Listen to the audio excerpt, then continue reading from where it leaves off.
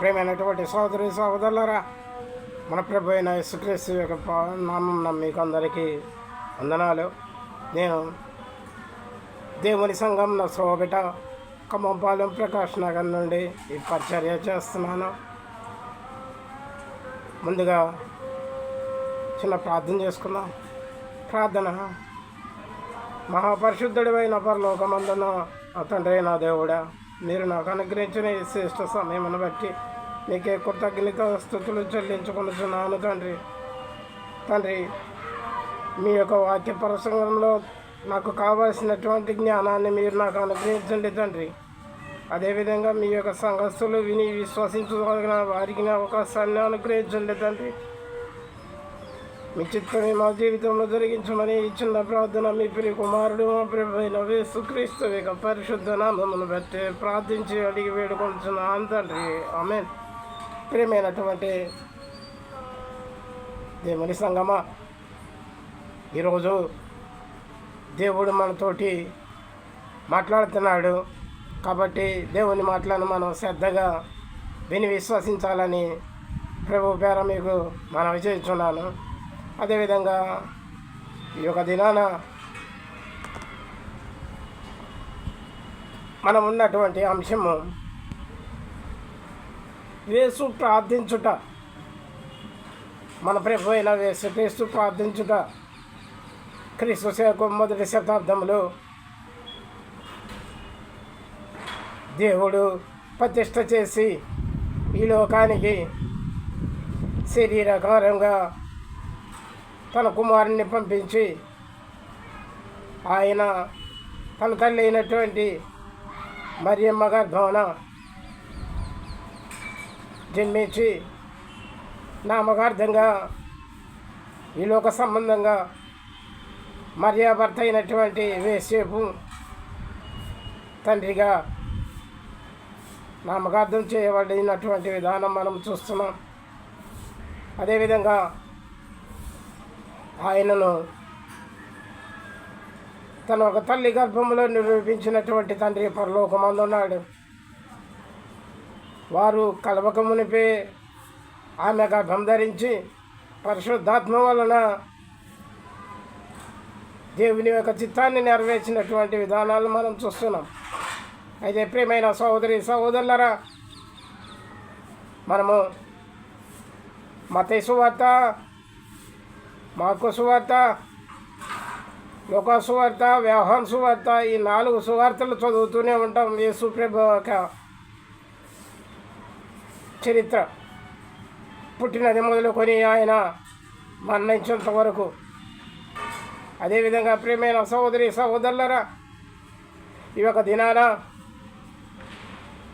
AD క్రీస్తు శకం ఈ యొక్క 2024 సంవత్సరము ఈ యొక్క 10వ నెల ఈ యొక్క 1వ తారీఖున దేవుడు ఈ యొక్క సమయమున మీతో పంచుకోవాలని నాకు శ్రేష్ఠ సమయాన్ని అనుగ్రహించినందుకు నేను సంతోషిస్తున్నాను. మీ వద్ద బైబిలే ఉంటే బైబిల్ తీసి చూడండి.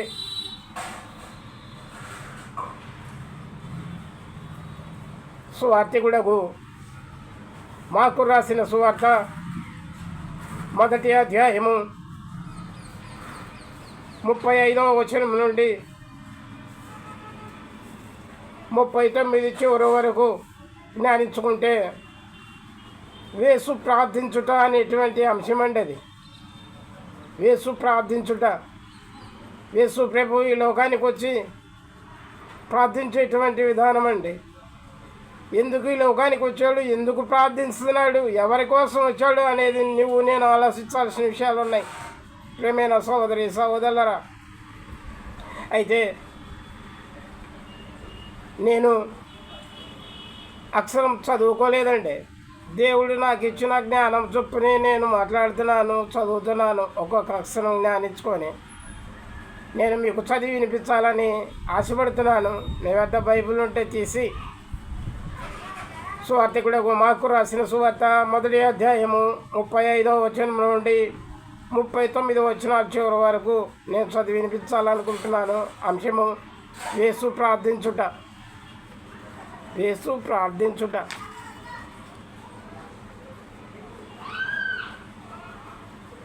జ్ఞానిస్తున్నాను. మీరును బైబిల్ ఉంటే తెరచి జ్ఞానించండి, లేదా వినండి. వినటం వల్ల విశ్వాసం కలుగుతుంది, జ్ఞానించటం వల్ల కూడా విశ్వాసం కలుగుతుంది. ఆయన పెందల కాడనే లేచి ఇంకను చాలా చాలా చీకటిగా ఉండగా అనే బయలుదేరి అరణ్య ప్రదేశమునకు వెళ్ళి అక్కడ ప్రార్థన చేయుచుండెను. సీమోనును అతనితో కూడానున్న వారును ఆయనను వెతకుచు వెళ్ళి ఆయనను కనుగొని, అందరూ నిన్ను వెతకుచున్నారని ఆయనతో చెప్పగా, ఆయన యేసు ప్రభు మాట్లాడుతున్నాడు, ఇతర సమీప గ్రామములలోను నేను ప్రకటించున్నట్లు యేసు ప్రభు ప్రకటించడానికి వచ్చాడంటండి. ఏమి ప్రకటించడానికి వచ్చాడు? దేవుని యొక్క సువార్తను ప్రకటించడానికి వచ్చాడు. ఆయన యూదయ దేశంలో, అదేవిధంగా ఒక రోమా సామ్రాజ్యం, ఈ రోమా సామ్రాజ్యంలో దేశాలు ఉన్నాయండి. ఈ దేశాలు అనబడినటువంటి ఉన్నాయి. నేను తర్వాత వివరిస్తాను, ముందు వాక్యం ధ్యానిస్తా. నేను ప్రకటించున్నట్లు సమీప గ్రామములలోనూ నేను ప్రకటించున్నట్లు వెళ్ళుదాము రండి. ఇందు నిమ్మతేమే కదా నేను బయలుదేరి వచ్చినని వారితో చెప్పాను. ఆయన గలిలయ యందంతటా వారి సమాజ మందిరములలో ప్రకటించుచు దయ్యములను వెళ్ళగొట్టుచు నుండెను. హల్లెలూయా, ప్రైజ్ ది లార్డ్. ప్రియమైనటువంటి సహోదరి సహోదరులారా, యేసు ప్రభు గలిలయ దేశంలో ఉన్న సమీప గ్రామాలే కానీ, అదేవిధంగా యూదయ దేశంలో ఉన్న సమీప గ్రామములలోనే కానీ, వ్యర్థాను దేశంలో ఉన్న సమీప గ్రామములలోనే కానీ ఆయన పని ఆయన నెరవేర్చుచున్నాడు. సువార్త ప్రకటన. ఈ యొక్క సువార్త ప్రకటన దేవుడు ఆయనకి కొలిసి ఇచ్చిన మేర వరకు వెళ్ళి ప్రకటిస్తున్నాడంటండి. ఒక చోటే కాదు, ఒక దేశం అందే కాదు, చుట్టుపక్కల ఉన్నటువంటి గ్రామాల్లోనూ చుట్టుపక్కల ఉన్నటువంటి దేశాల్లోనూ ప్రకటిస్తున్నాడు. ఒక రోమా సామ్రాజ్యంలో యేసు ప్రభు యూదయ దేశంలో యెరూషలేములో ప్రకటించాడు, గలిలయ దేశంలో ప్రకటించాడు, వ్యర్థాను దేశంలో ప్రకటించాడు. ఇలాగ దేశాల్లో ప్రకటిస్తూనే వచ్చాడంటండి. ఎందుకంటే అవి సమీపంలో ఉన్నటువంటి దేశాలు. మనకు ఇప్పుడు సమీపంలో ఉన్న దేశాలు మనకు తెలిసినవే. తమిళనాడు మన సమీప దేశమే, ఒరిస్సా మన సమీప దేశమే, తెలంగాణ మన సమీప దేశమే, కర్ణాటక మన సమీప దేశమే. ఇలాంటి దేశాలు అనబడినటువంటి వాటిలోకి వెళ్ళి అనేక గ్రామములలో సువార్త ప్రకటించాల్సిన భారము బాధ్యత దేవుడు నాపై మోపినట్లుగా యేసు ప్రభు పైన కూడా మోపాడు. అందుకని యేసు ప్రభు సమీప గ్రామములలో, గలిలయ దేశంలో, యూదయ దేశంలో సువార్త ప్రకటించాడు. అదేవిధంగా మనం ఆలోచించాల్సిన విషయం ఏంటంటే, ఆయన సువార్త ఎందు నిమిత్తం ప్రకటన చేశాడు. ఎందు నిమిత్తం ప్రకటన చేశాడు అనేటువంటిది మనం ఇంపార్టెంట్గా ఆలోచించాల్సిన విషయాలు ఉన్నాయి.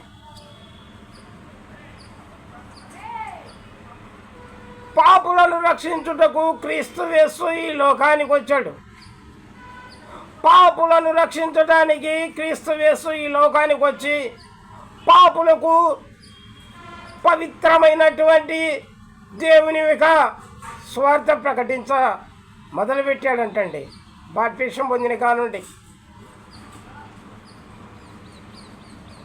సువార్త ప్రకటన సమీప గ్రామములలోనూ సమీప దేశాలలోనూ ఆయన ఒక పని నెరవేరుస్తున్నటువంటి సందర్భం అండి. పాపులకు సువార్త ప్రకటింపబడుతుంది. నమ్మినవాడు రక్షింపబడతాడు, నమ్మనివాడు శిక్షింపబడతాడు. నమ్మినవాడు పరలోకానికి చేరుతాడు, నమ్మనివాడు భూమి కింద ఉన్న పతాళానికి వెళ్తాడు. పరలోకములో దేవుని ముఖ దర్శనం చేసుకుంటూ సుఖంగా జీవిస్తాడు యుగయుగాలు తరతరాలు. అదేవిధంగా పాపి అనబడినటువంటి వాడు, యేసు ప్రభువుని అంగీకరించినటువంటి వాడు, సువార్తకు లోబడినటువంటి వాడు, సువార్తను ఎదురు తిరిగినటువంటి వాడు, అంగీకరించినటువంటి వాడు పాతాళంలో నరకాగ్ని ఉందండి. అక్కడ చాలా దుపరిస్థితి ఉంటుందంటండి. ఆ ఒక దుపరిస్థితి గురించి కూడా దేవుని వాక్యం తెలియపరుస్తుందండి మనకి. దరిద్రుడైన లాజరు ఒక ధనవంతుడు. ఆ ధనవంతుడికి కూడా లాజరు అని పేరు పెట్టాడండి. కానీ అక్కడ ధనవంతుని పేరు మాత్రం లేదు, కానీ దరిద్రుని పేరు మాత్రం ఉందండి, లాజరు అని. ఈ లాజరు అనేటువంటి వాడు దేవుడు తనకిచ్చినటువంటి ఒక స్థాయిని బట్టి దేవుడు నాకు ఈ విధంగా ఇచ్చాడు కాబట్టి నేను దేవుణ్ణి దూషించకుండా ఈ విధంగానే దేవునిలో నేను కొనసాగుతానని చెప్పేసి ఎంతగానో దేవుని యొక్క చిత్తానుసారంగా దేవుని దూషించకుండా కాలం గడుపుకుంటున్నాడు ఏంటండి. ఈ ధనవంతుడు సుఖభోజనం చేస్తున్నాడు. వాడికి దిగులు లేదు, చింత లేదు. తన ఇంటి నుండి బయటికి వెళ్ళాలంటే ఈ ధనవంతుడికి కావలసినటువంటి సదుపాయాలన్నీ ఉన్నాయి. గుర్రాలు ఉన్నాయి, రౌతులు ఉన్నాయి, అతని పని వాళ్ళు ఉన్నారు. కానీ ఈ దరిద్రుడైన లాజరుకి మాత్రం ఏ ఒక్క మనిషి లేడు, ఏ ఒక్క ధనము లేదు. ఆయనకున్నటువంటి జీవితం ఎలాంటిదంటే కనీసం నలుగురు మధ్యలో ఉండటానికి కూడా అద్భుత లేనటువంటి జీవితం ఆ యొక్క దరిద్రుడైన లాజరు జీవితం. ఈ యొక్క లాజరు కంట దేవుడు ఒక వ్యాధిని ఇచ్చాడండి, కురుపు పుండుల వ్యాధి. ఈ యొక్క కురుపు పుండులు చాలా భయంకరంగా ఉంటాయండి.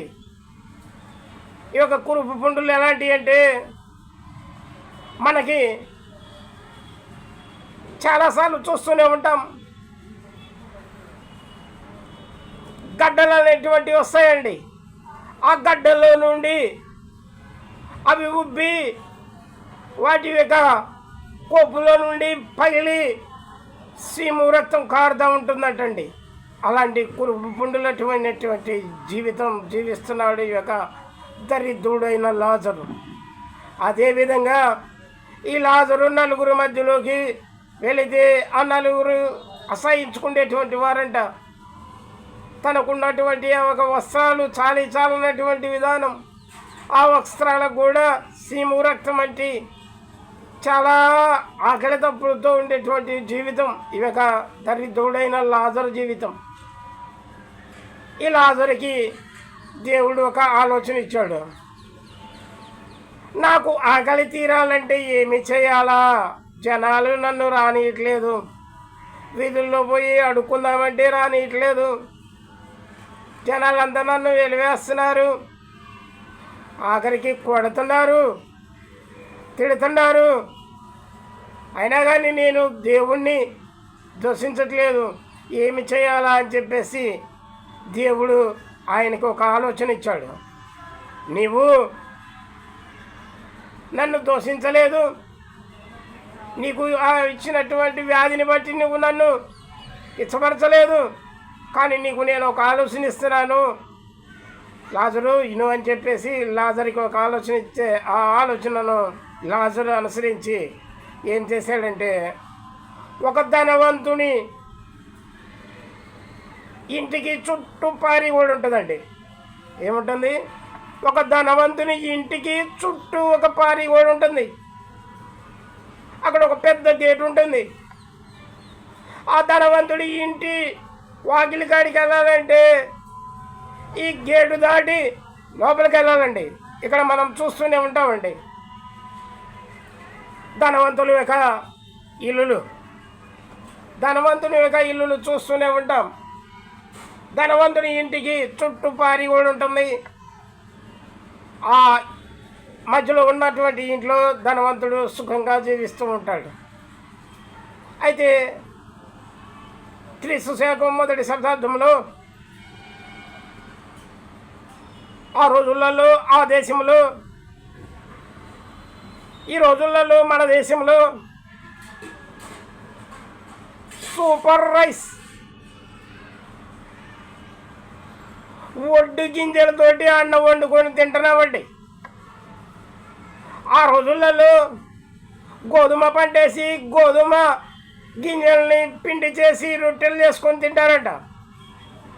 అలాగా ఈ యొక్క ధనవంతుడు సుఖభోజనం భోజిస్తూ తనకిష్టం వచ్చిన పానాలను పుచ్చుకుంటూ జీవిస్తున్న సందర్భంలో ఈ ధనవంతుని యొక్క భోజనపు బల్ల వద్ద దినదినము అతను భుజించినటువంటి ఆ యొక్క రొట్టె ముక్కలలో తినేటప్పుడు కింద పడ్డటువంటి ముక్కలంట. ఆ ధనవంతుని వద్ద పనివాళ్ళు ఉంటారండి. పనివారు వాటిని కూడా తినక ఊడ్చి చెస్ డబ్బాలో వేసి ఈ ధనవంతుని యొక్క పారి కూడా వాకిల దగ్గరకు వచ్చి ఆ గేటు తీసి ఆ గేటు ముందు పారేస్తారంటండి. మనం చూస్తూనే ఉంటాం, నేను చూస్తూనే ఉంటాను. ఇదే ధనవంతుడి జీవితము అనుకుంటాను. అయితే ప్రేమైన సహోదరి సహోదరులారా, దేవుని సంగమ, ఈ యొక్క ధనవంతుడు సుఖంగా దినదినము పూజిస్తూనే ఉన్నాడండి. వాడు దినానికి 5 సార్లు అయినా తినండి, తింటమే వాడి బతుకు. ఎందుకంటే వాడికి విస్తారమైన దాము ఉంది. వాడి కడిపేవాడి దేవుడై ఉండి దాన్ని పోషించుకుంటూ ఉంటున్నాడండి. అయితే వాడు ఎన్ని మార్లు ఎన్ని రొట్టెలు తిన్నా ఎన్ని పనియాలు తాగినా కానీ అవన్నీ వాడి పని వాళ్ళు పూడ్చి ఒక చెస్ డబ్బాలు వేసి అవి తీసుకొచ్చి ఈ ఒక పారి ఓడి పక్కన గేటు పక్కన పారేస్తారండి. ఆ పారేసినప్పుడు వీధి కుక్కలు చూస్తూనే ఉంటాం మనం. వీధి కుక్కలు అండి, ఇంటి కుక్కలు కాదు. ఇంటి కుక్కలకైతే ఆ ధనవంతుడు ఒక కుక్క అయి ఉండి వాడు తినేటువంటిది ఇంటి కుక్క పెడతాడండి. ఎందుకంటే వాడి బతుకు కూడా కుక్క బతుకు, ఆ ధనవంతుడి బతుకు కూడా కుక్క బతికే. వాడి యొక్క ధనవంతుని యొక్క ఇంట్లో ఉన్నటువంటి కుక్క అంట రోజు 2 పూటలు స్నానం చేపిస్తాడంట. వారానికి 2 సార్లు 3 సార్లు చికెన్ పెడతాడంట, మాంసాహారం పెడతాడంట. దానికి కూడా చాలా బెడ్షీట్లు వాడు కూర్చున్న పక్కన కుర్చీలో కూర్చుంటుందంటండి. జస్ట్ నేను రాత్రి ఇవన్నీ చూసి నేను దేవునితో మాట్లాడా, దేవుడా ఈ ధనవంతుడి పరిస్థితి ఇలాంటిదా అని. ఫొటోస్ కూడా వీడియో కూడా తీద్దాం అనిపించింది. ఇవన్నీ ఎందుకులే, దేవుడు నాకు చూపించాడు, నేను చూశాను కదా అని దేవునితో మాట్లాడుకున్నా. అయితే ప్రియమైనటువంటి సహోదరి సహోదరులారా, ఈ ధనవంతుడి యొక్క ఇంట్లో ఉన్నటువంటి కుక్క సుఖంగానే ఉంటుందట, ధనవంతుడితో పాటు తింటుందట, ధనవంతుడితో పాటు స్వేచ్ఛగానే జీవిస్తుంది. కానీ వీధి కుక్కలు ఉన్నాయండి, వీధి కుక్కలు, కొన్ని కుక్కలు రోగాలతో ఉంటాయి, కొన్ని కుక్కలు చిక్కిపోయి ఉంటాయి, కొన్ని కుక్కలేమో పిచ్చి కుక్కలు అయి ఉంటాయి అంటండి. అయితే ఈ యొక్క కుక్కలతో పాటు ఈ దరిద్రుడైన లాజరు కురుపు పుండలతోటి ఈ యొక్క ధనవంతుడి యొక్క ఇంటి వాకిటి వ్యర్థ పడి ఉండి దేవుడిచ్చిన జ్ఞానం చొప్పున తన ఒక ఆకలి తీర్చుకుంటున్నాడండి. ప్రైజ్ ది లార్డ్, హల్లెలూయా. ఎందుకంటే దేవుని బిడ్డ దేవుడిచ్చినది తింటూ ఉంటాడు. అతనితో పాటు ఆ ఒక కుక్కలు కూడా ఆ రొట్టె ముక్కలు తింటూ ఈ యొక్క కురుపు పుండులైనటువంటి లాజరు, దరిద్రుడైనటువంటి ఈ లాజరు యొక్క కురుపు పుండులో నుండి వచ్చే ఒక సీము రక్తాన్ని కూడా నాకుతూ ఉంటున్నాయంటండి. కానీ ఈ లాజరు వాటిని ఏమనక ఈ లాజరు ఆ కుక్కలతో పాటు ఆ రొట్టె ముక్కలు భుజిస్తూ కాలం గడుపుకున్నాడండి. కాలం గడుపుకుంటూ ఉండగా ఒక సమయం వచ్చింది. ఏ సమయం అది? డెడ్ సమయం. ఈ లాజరు, దరిద్రుడైన లాజరు చచ్చిపోయాడు, ఆ ధనవంతుడు చచ్చిపోయాడు, ఇద్దరు పాతి పెట్టబడ్డారు. వీళ్ళిద్దరి యొక్క సబ్జెక్ట్ ఎలాంటిదంటే, దరిద్రుడైన లాజరు పరలోకములో దేవుని ముఖ దర్శనం చేసుకుంటూ యుగ యుగాలు సుఖ జీవితం జీవిస్తున్నాడు. ఈ ధనవంతుడైనటువంటి వాడు చచ్చి ఏ పాసు పురుగులు పట్టి వాడు పాతాళంలోనికి దిగి ఆ ఒక పాతాళమనబడిన అగ్నిగుండములో నరక వేదన పడుతున్నాడంటండి. ఎవరిది ఎలాంటి జీవితం ఒకసారి ఆలోచించండి. ఈ ధనవంతుడు జస్ట్ ఒక 100 ఏళ్ళు బతికేయాలనుకోండి. ఈ 100 ఏళ్ళలో ఒక దరిద్రుడైన లాజరు కనీసంగా ఒక 10 ఏళ్ళు కురుపు పుండలతోటి ఆ ఒక ధనవంతుడి ఇంటి వాకిట బాధపడి చనిపోయినాక పరలోకానికి వెళ్ళి యుగాలు ముఖ దర్శనం చేసుకుంటూ సుఖంగా జీవిస్తున్నాడు. ప్రియమైన సహోదరి సహోదరులారా, దేవుడు చెప్పినట్లుగా నువ్వు ఏ స్థాయిలో ఉన్నా కానీ దేవుని స్తుతించు, దేవుని గణపరచు, దేవుని అందు భయభక్తులు కలిగి జీవించు. వినుట వలన విశ్వాసం కలుగుతుంది. కాబట్టి ఇప్పుడున్న మన సబ్జెక్టు మన ప్రభువైన యేసుక్రీస్తు ప్రార్థన చేయుట. యేసు ప్రార్థన చాలా గొప్పది. యేసు ప్రార్థన ఎలాంటిదో తెలుసా? దయ్యములను వెళ్ళగొట్టే ప్రార్థన, రోగులను స్వస్థపరిచే ప్రార్థన, దేవుని యొక్క సత్య సువార్తను ప్రకటించే ప్రార్థన. ఇలాంటి గొప్ప శక్తివంతమైనటువంటి ప్రార్థన మన ప్రభు అయిన యేసుక్రీస్తు చేస్తున్నటువంటి ప్రార్థన. అందుకని యేసు ప్రభు అంటున్నాడు ప్రార్థన చేస్తూ, ఆఖరికి శిలువపై ఉండి కూడా ప్రార్థన చేస్తున్నాడండి. తండ్రి, వీరేం చేయుచున్నారో వీరెరుగురు, వీరిని క్షమించు అని తండ్రితోటి యేసు ప్రభు ప్రార్థన చేశాడు. అదేవిధంగా సంఘ పెద్దల్లో ఒకడైనటువంటి ఆయన స్టెఫన్, స్వాతికుడకు లోకా రాసిన అపోస్తలుల కార్యములు 7వ అధ్యాయంలో ఉండి చదవండి, మీరు తెలుస్తుంది. స్టెఫన్ ప్రసంగం, స్టెఫన్ మరణం. ప్రియమైనటువంటి సహోదరి సహోదరులారా, ఈ విధంగా ఈ స్టెఫను ఒక యూదులు, ఈ లోకానుసారమైనటువంటి యూదులు, దుష్టులైనటువంటి యూదులు, భక్తులైనటువంటి స్టెఫన్ని ఒక యెరూషలేము నుండి వెలుపడికి తీసుకొచ్చి రాళ్ళను చంపేటప్పుడు ప్రార్థన చేశాడండి. చివరిగా ఒక ప్రార్థన చేశాడు. ఏమని చేశాడు? తండ్రి, వీరు ఏమి చేయుచున్నారో వీరెరుగురు, వీరిని క్షమించు, వీరి పాపాలు క్షమించు, వారికి తెలియక చేస్తున్నారు. నువ్వు తెలిసిన వాడివి, క్షమించు. చివరి క్షణాన్ని కూడా క్షమ బుద్ధి కలిగినటువంటి జీవితం క్రైస్తవుడి జీవితం. కాబట్టి క్రైస్తవుని జోలి రాగాకు ఓ అన్యుడా. నీవు నీ యొక్క పితారుల పరమాచారంలో ఉండే ఉండు, నీ ప్రతిఫలం నీకు ఇస్తాడు దేవుడు. లేదు, నిజ దేవుణ్ణి తెలుసుకున్నావంటే, సృష్టికర్త అయిన దేవుణ్ణి తెలుసుకుంటావంటే నీవు ధన్యుడు అవుతావు. ఎందుకంటే నీ యొక్క పితారులు కూడా ఎందరూ ఛాలెంజ్లు వేసి సద్మరిగారు. కాబట్టి నువ్వు క్రైస్తవుల జోలి, క్రైస్తవ గ్రంథము అనబడినటువంటి బైబిల్ జోలి రాకుండా నీ పని ఏందో నువ్వు చేసుకోమని దేవుడు హెచ్చరిస్తున్నాడు. ప్రియమైనటువంటి సోదరి సోదరులారా, మన ఒక జీవితంలో దైవ చిత్తానుసారమైనటువంటి భక్తి ఉండాలి. భక్తి ఉంటేనే దేవుని బిడ్డగా మనం జీవించగలుగుతాం. అదేవిధంగా మనం ఈ రోజుల్లో చూస్తున్నటువంటి విధానం, ఒక్కొక్కరు అన్యాయులు అనబడినటువంటి వారు కొన్ని లైన్స్లో ఇస్తున్నారు. యేసు ప్రభువు ఆ సిలువకు కొట్టిన 3 మేకులు గలలేడా అనేటువంటి క్వశ్చన్ వేస్తున్నారండి. అదేవిధంగా ఆయనతో పాటు సిలువ వేయబడినటువంటి వారు కూడా కుడివైపు ఉన్నటువంటి బందిపోటు దొంగ, ఎడమ వైపు ఉన్నటువంటి బందిపోటు దొంగ సంభాషణలో మనం చూస్తూనే ఉంటామండి. కానీ ఆయన ఎందు నిమిత్తం అలా చనిపోవాలి, ఎందు నిమిత్తము ఈ లోకానికి వచ్చాడు అన్నది మనం ఆలోచించాల్సిన విషయం ఉంది. ఆలోచించాల్సిన విషయం ఇంపార్టెంట్గా ఉందండి.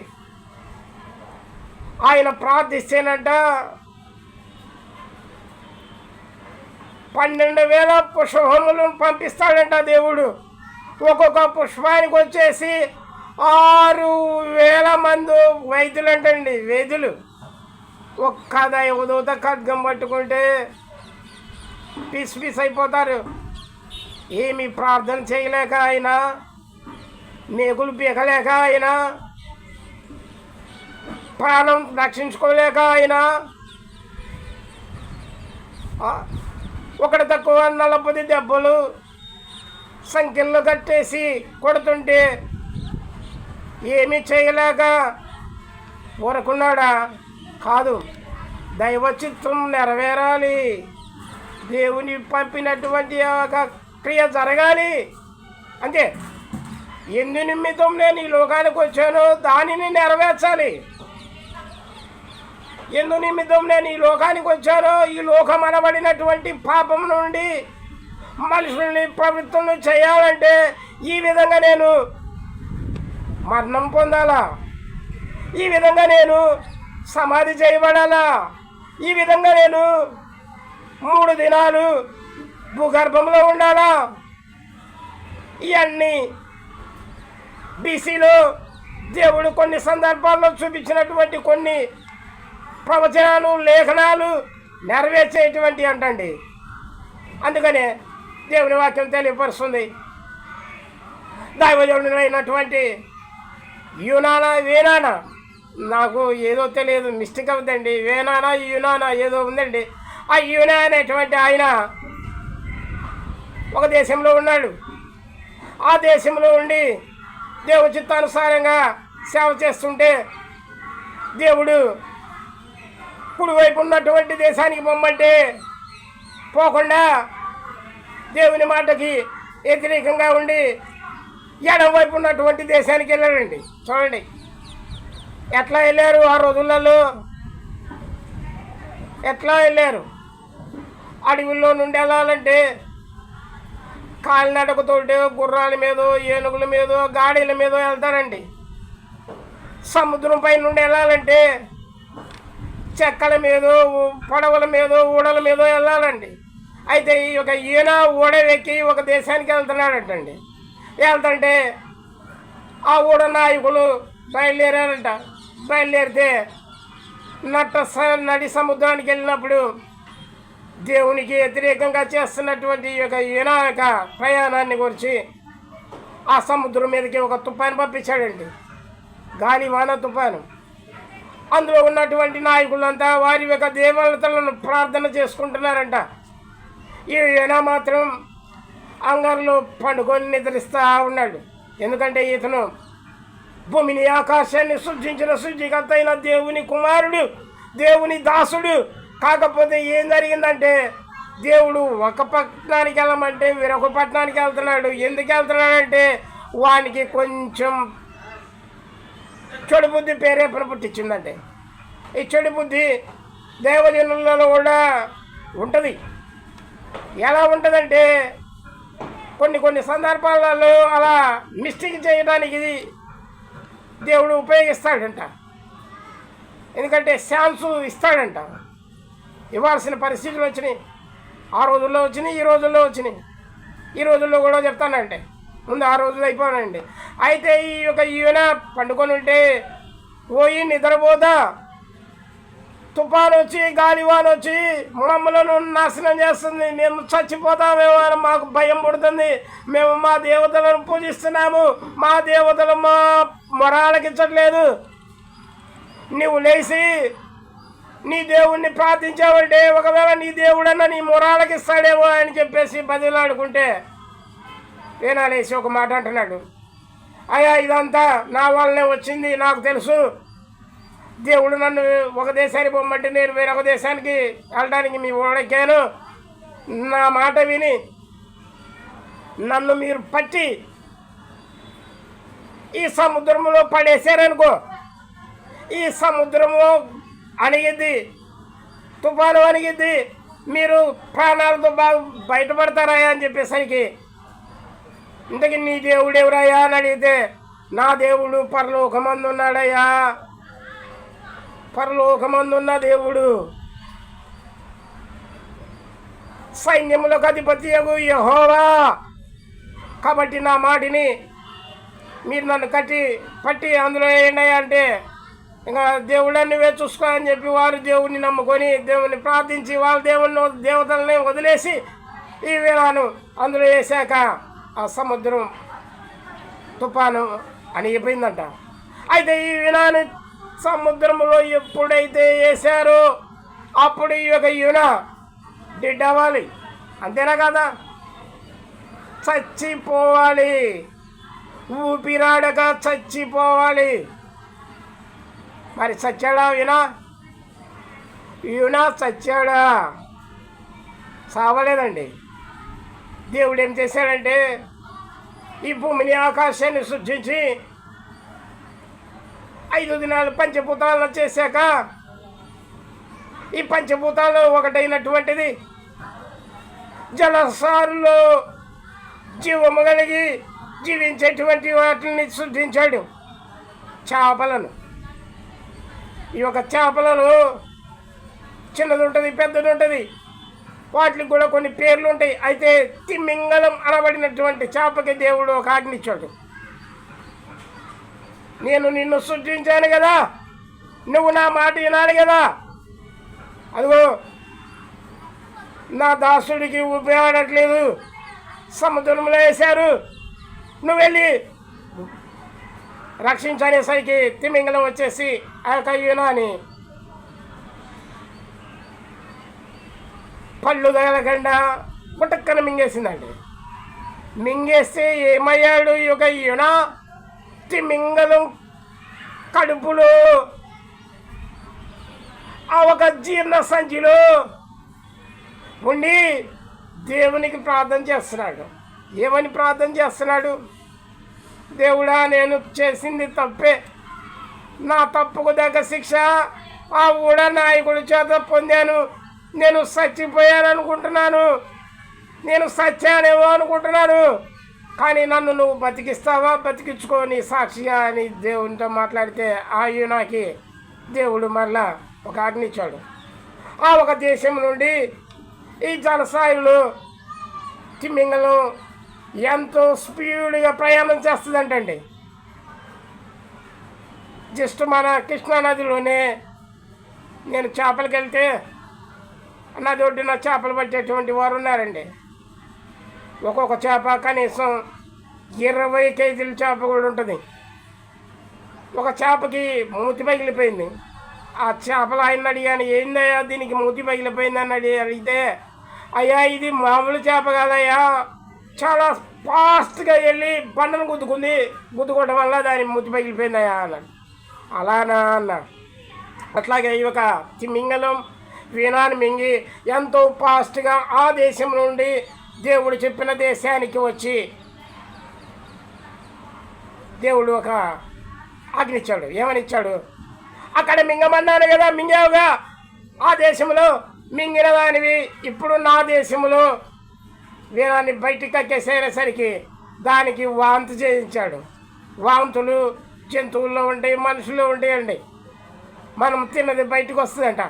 అట్లాగే ఈ వీణగా తిమింగలం గర్భంలో అనగా ఒక జీర్ణ సంచులు జీర్ణం కాకుండా 3 దినాలు ఉండి 3వ దినాన దేవుడు చెప్పిన పట్టణంలో ఒడ్డిన ఒక తిమింగలం కక్కేసింది. కక్కిన తర్వాత అదంతా దులుపుకొని లేచాడంట. లేచి ఆ పట్టణానికి వెళ్ళి సృష్టికర్త అయిన దేవుని యొక్క సువార్త ప్రకటించాడు. ప్రైజ్ అలాట్, హల్లెలూయా. ఆ ఒక పట్టణస్తులు అందరూ మారారంటండి. చూడండి, వేణ ప్రసంగం వల్ల ఆ దేశంలో అందరూ చాలా ధన్యతలో దేవుని మార్గంలో విశ్వాసం ఉంచారు. అదేవిధంగా మన ప్రభు అయిన యేసుక్రీస్తు తండ్రి అయిన దేవుడు ఆయనకిచ్చిన ఆజ్ఞ ప్రకారంగా భూగర్భంలో 3 దినాలు గడిపితేనే ఆ ఒక పాతకాలంలో అనగా బీసీలో వీణ యొక్క సందర్భాన్ని యేసుక్రీస్తులో యాడ్ చేస్తేనే ప్రతి ఒక్క వాక్యానికి సారాంశం ఉంటుందంటండి. ప్రవక్తల లేఖనాలకి యేసు ప్రభు చేసినటువంటి కార్యాలకి దేవుడు యాడ్ చేస్తాడు. ఎందుకంటే అది దేవ చిత్తానుసారం అంట. ఏదైనా కానీ దేవుడు చెప్పినటువంటి ప్రతి మాట నెరవేరుతుంది. వేణ 3 దినాలు తిమింగలం గర్భంలో ఎలా ఉన్నాడో నేను కూడా 3 దినాలు ఉప్పు గర్భంలో ఉండాలని యేసు ప్రభు స్పష్టంగా చెప్పాడు. 3వ దినాన సజీవుడిగా లేచాడు. ఈ అన్యాజనుల్లో దేవుళ్ళు దేవతలు అనబడినటువంటివి వేలు ఉన్నా కానీ ఏ ఒక్కరినైనా చూపించగలుగుతావా? చూపించావంటే నేనే ఒప్పుకుంటా నీ దేవుడే గొప్పని. చూపించలేకపోతే నా దేవుడే గొప్పని నువ్వు ఒప్పుకోవాలి. ఛాలెంజ్ చెప్తున్నాడు ఈ మోషే. కాబట్టి అన్నుడా, క్రైస్తవుల జోలి రాకు. పరిశుద్ధ గ్రంథం బైబుల్ బూతు గ్రంథం అని అనకు. అనుభవిస్తావు. నీవెక హృదయము, నీవెక నాలుక, నీవెక తలంపులు అన్నీ అనుభవిస్తారు. కాబట్టి నీ పని ఏందో నువ్వు చేసుకో, మా పని ఏందో మేము చేసుకుంటాం. ప్రియమైనటువంటి సహోదరి సహోదరులారా, ఈ యొక్క వేణాను సందర్భాన్ని యేసు ప్రభు చెప్పినట్టుగా 3 దినాలుండి శుక్రవారం చనిపోయి శనివారం ఆదివారం తెల్లవారుదామున ప్రభుదినాన ఆయన సమాధి నుండి జయశాలుడిగా లేచాడు మన ప్రభు అయిన యేసుక్రీస్తు. వాళ్ళ దేవుళ్ళు స్వాములు భక్తులు అనబడినటువంటి వారు ఎందరున్నా కానీ ఏ ఒక్కడు లేచిన వాడు లేడంటండి. మనుషులకు స్వాములని దేవుళ్ళని పేరు పెట్టబడినటువంటి వారు కూడా సచ్చి ఏ పాసు పురుగులు పట్టిన వాళ్ళే కానీ సజీవుడిగా లేచిన వాడే అవడలేడు. జాగ్రత్త, క్రైస్తవుల జోలి రావద్దు. చివరిగా చిన్న ప్రార్థన చేసుకుందాం.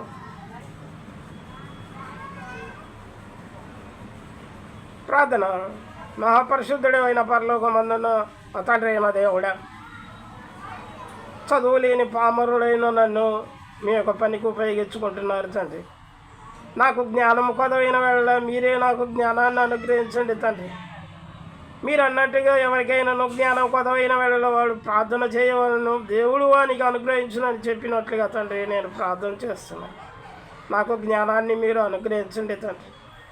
అదేవిధంగా వినటం వలన విశ్వాసం కలుగునని మీరు చెప్పినట్లుగా మీ యొక్క సంఘస్థలు విని నీవే సర్వశక్తి కలిగిన దేవుడవు, నీవే సృష్టికర్తవని తెలుసుకొని విశ్వసించే గొప్ప ధన్యతను వారికి అనుగ్రహించండి తండ్రి మీ యొక్క సంఘస్థకి. అదేవిధంగా తండ్రి మీరు నాకు కొలిసి ఇచ్చిన మేర వరకు వెళ్ళి మీ కుమారునికి సాక్షిగా ఉండే భాగ్యాన్ని మీరు నాకు సమృద్ధిగా అనుగ్రహించండి తండ్రి. నాకు జత పని వారిని సిద్ధపరచండి తండ్రి. మీ చిత్తమే నా జీవితంలో జరిగించమని ఈ చిన్న ప్రార్థన మీ ప్రియ కుమారుడు రూపపోయిన యేసు క్రీస్తు పరిశుద్ధ నామమును బట్టి ప్రార్థించి అడిగి వేడుకొంచున్నాను తండ్రి. ఆమేన్. God bless you.